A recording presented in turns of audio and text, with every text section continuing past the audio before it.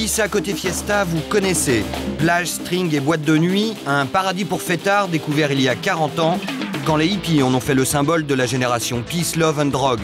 Sauf que le joint de papa a mal tourné. Quand on parle de drogue ici, on ne parle plus de kilos mais de tonnes. La face cachée d'Ibiza, ce sont des prises records de hashish et de cocaïne, des affrontements entre gangs de dealers et la cam au coin de la rue. Victime de sa tradition de liberté, l'île préférée de la jet-set européenne est devenue le nouvel Eldorado des mafias de la drogue. Ibiza la semaine dernière, direction San Antonio, la ville où début août, un gang de dealers irlandais a mitraillé le 4x4 d'une bande rivale anglaise. Dans cette capitale du tourisme trash, la journée démarre à la nuit tombée. 1,5 million de Britanniques sont venus s'éclater cet été et c'est ici que s'est déroulée la fusillade.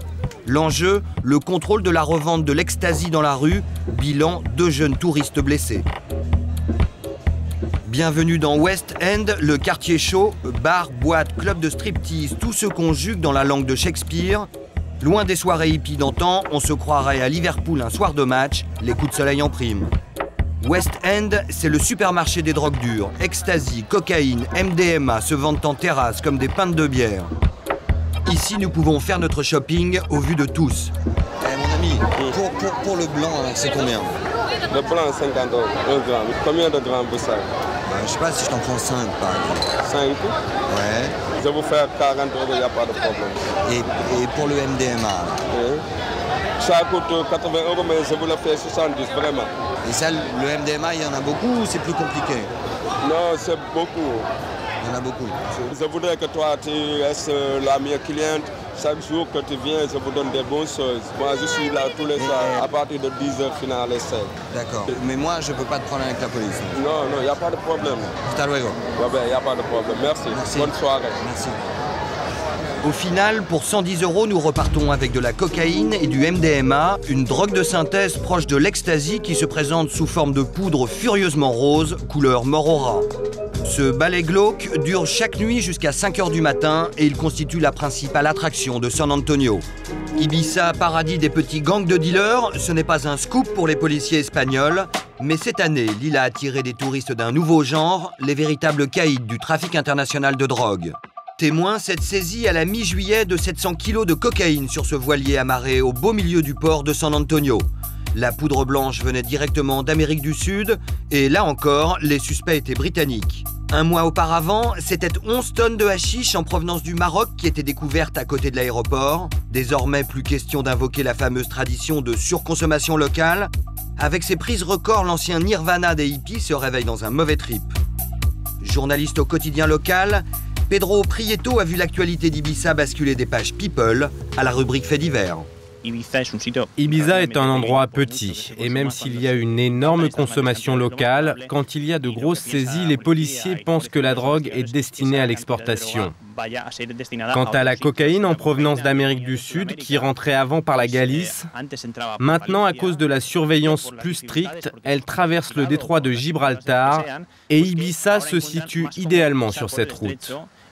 L'île est proche de l'Espagne, de la France et de l'Italie.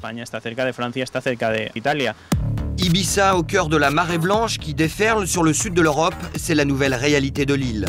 Les saisies de la semaine passée, 3 tonnes aux Canaries, 2 autres à Barcelone, affolent les policiers d'Interpol.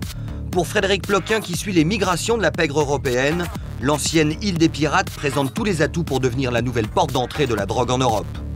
La police n'est pas structurellement très présente à Ibiza. Et donc ça explique pourquoi c'est un lieu où les mafieux aiment à s'installer. Il y a des facilités dans les îles, le fait de pouvoir accoster, repartir, le fait d'être entouré de mer, le fait d'être déjà au sein de l'Europe. Donc une fois qu'on a réussi à amener la marchandise sur place, ensuite il faut quand même l'amener sur le continent, mais c'est plus facile que de l'amener directement du Venezuela. Donc effectivement, je pense qu'Ibiza est destiné à devenir une espèce de nouveau porte-avions des mafias européennes pour ce qui concerne les stupéfiants. Si l'île est en train de devenir la nouvelle planque des mafieux, c'est aussi parce que dans leur ancienne villégiature de la Costa del Sol, le grand ménage a commencé. À Marbella, la classe politique locale corrompue a été balayée et cet été, les règlements de compte entre trafiquants se sont multipliés. Rien qu'au mois de juillet, on a relevé 4 cadavres, 2 truands britanniques exécutés à bout portant et 2 petits voyous irlandais retrouvés coulés dans le béton, leur tort avoir voulu jouer dans la cour des grands. Ibiza apparaît donc aujourd'hui comme le dernier havre de tranquillité. C'est vrai qu'il fait bon vivre à Ibiza et que les mafieux n'ont jamais aimé s'implanter dans les endroits où ils se caillaient tout l'hiver. Le grand truc, pourquoi ils sont allés sur la Costa del Sol, ils vous le disent tous, hein, c'est sex and drogue, hein, c'est ça qu'ils cherchent. Traquer les nouveaux parrains d'Ibiza, c'est se heurter à l'omerta en vigueur. Ici, les habitants ne sont pas très loquaces ni regardants sur l'origine de la fortune de leurs nouveaux riches.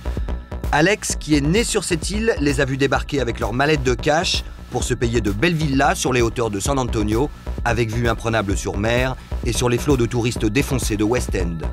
Ils construisent chaque année de plus en plus. Chaque année, ils construisent partout. Le pire, c'était à l'arrivée de l'euro.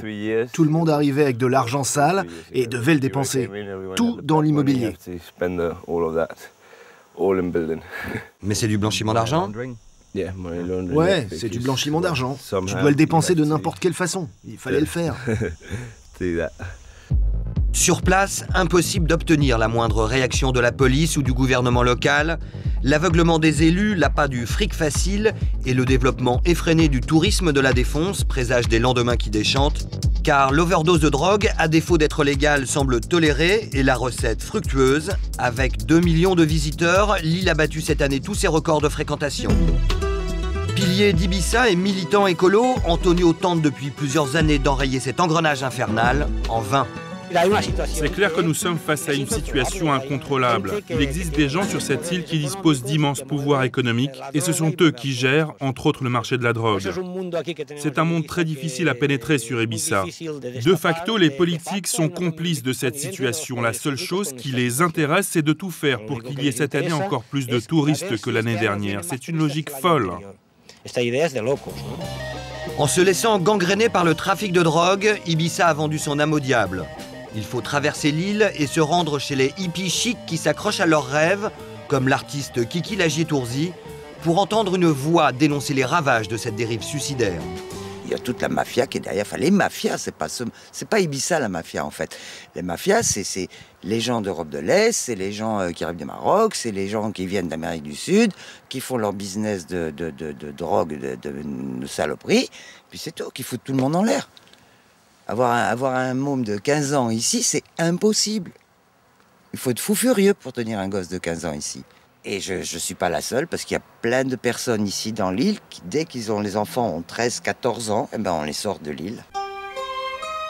Il y a 14 ans, juste avant son assassinat, le juge antimafia Giovanni Falcone avait tiré la sonnette d'alarme. Selon lui, les Siciliens s'apprêtaient à investir les îles Baléares, un testament en forme de prophétie. Aujourd'hui, même si la vieille ville est loin de ressembler à Palerme, le ver mafieux est dans le fruit. Il y a décidément quelque chose de pourri au paradis.